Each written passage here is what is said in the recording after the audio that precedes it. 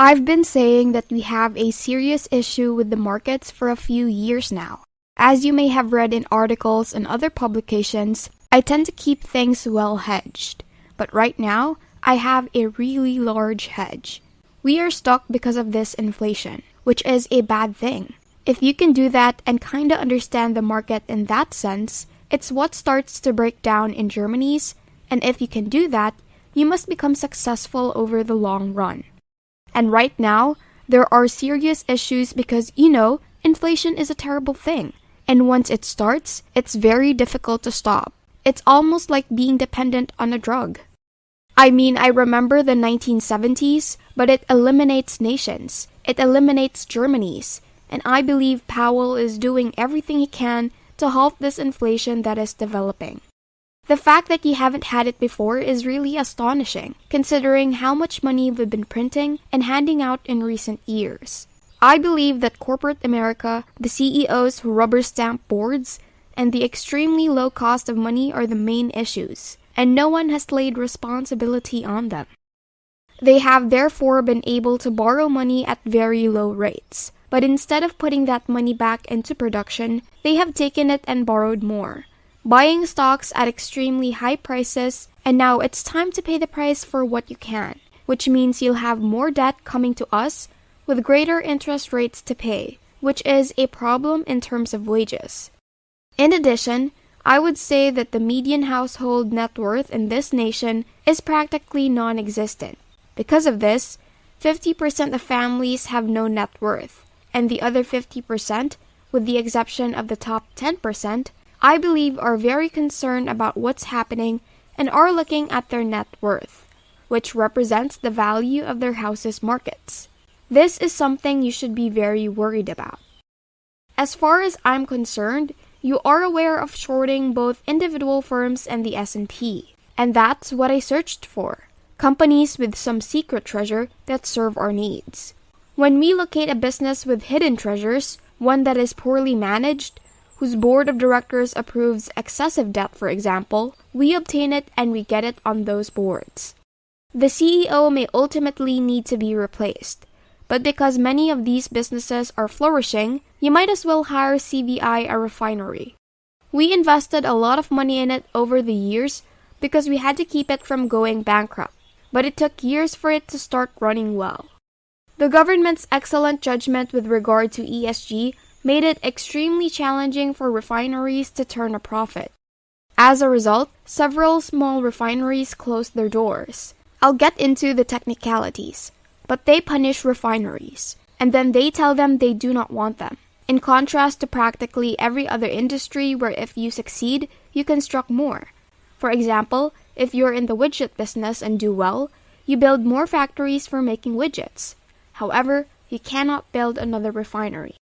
Take CVI as an example. I anticipate the cost to replace the refineries will be between $10 and $12 billion.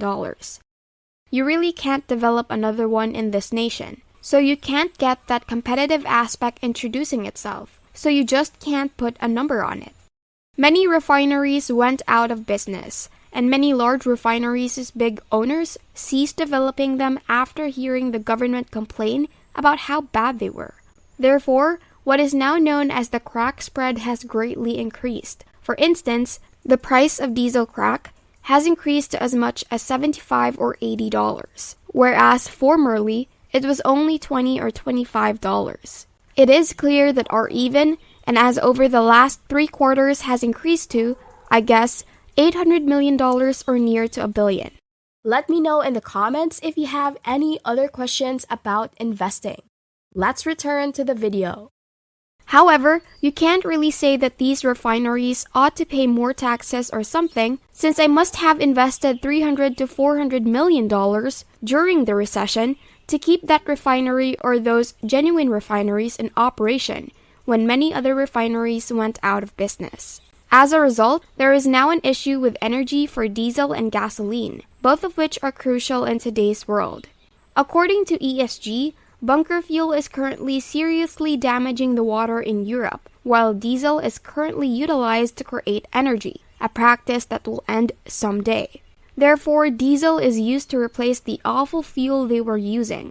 And last, we are able to create fertilizer or assist in the production of fertilizer through our refineries in Coffee Village and Winewood. So we don't need fertilizer. You need ammonia, which is made from gas. Although we are the only one in the nation and most people don't realize it, a street needs natural gas to function. We were able to create a substance known as petticoat that allows us to produce fertilizer without the use of natural gas.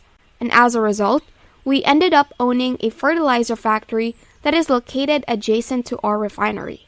And nobody even wanted it 7 to 8 years ago, but we kept it alive, owned 36% of it, and exercised control over it. And it goes without saying that fertilizer is currently the most important commodity in the world, particularly if Ukraine persists in its current course and continues to cut off these things. We have all these tiny treasures at CVI because we are the only organization in the nation that can survive without natural gas. I'm only providing one example of what we look for in a sector that is experiencing natural growth, since it is one where plastic containers are being slowly surely phased out.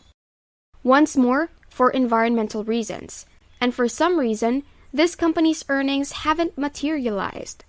Their earnings are down, and many firms are in financial trouble. But one of the issues, in my opinion, despite the fact that there are many excellent CEOs and boards, is that organizations frequently try to diversify or declare that they are taking over a company because they already own CTG. If you look at history, the CTG is quite difficult to obtain. Jack Welch was successful in obtaining the CTG's GE, but then see what transpired. So they went out and acquired several businesses. Nevertheless, we believe they ought to just get rid of them and stick to their core business.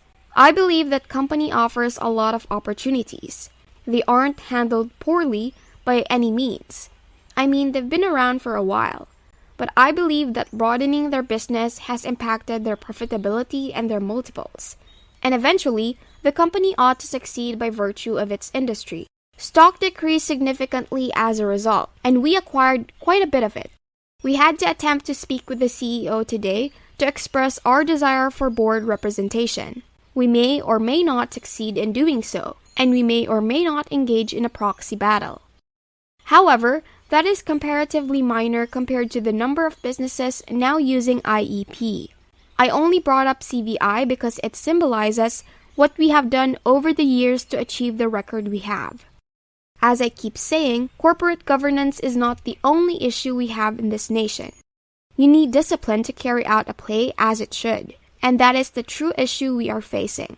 However, one of the biggest issues is that there is no corporate governance. In fact, the phrase corporate governance is an oxymoron in this nation. Democracy in corporations is a misnomer. Then there is news today about BlackRock discussing it. And I believe I am aware of what he actually accomplishes because these index funds do safeguard poor CEOs or CEOs who are only present and corporate America doesn't hold you accountable. I don't want to get into the politics of whether or not you should be able to censor someone, but I do believe that you shouldn't censor someone until there is a legitimate cause to do so. This is especially true with Twitter. But what's absurd is that a couple of Twitter workers who work for the company's shareholders decide who can use the site and who can't. I believe those days are long gone, and it's absurd for them to make such a decision. Hope you have learned something from this video. What are your thoughts? Comment down below. If you enjoyed this video, make sure to click the like button and also don't forget to subscribe to the channel and hit the notification bell for you to be updated on our latest videos. See you in the next video. Thanks for watching. Want to learn more and be more financially literate?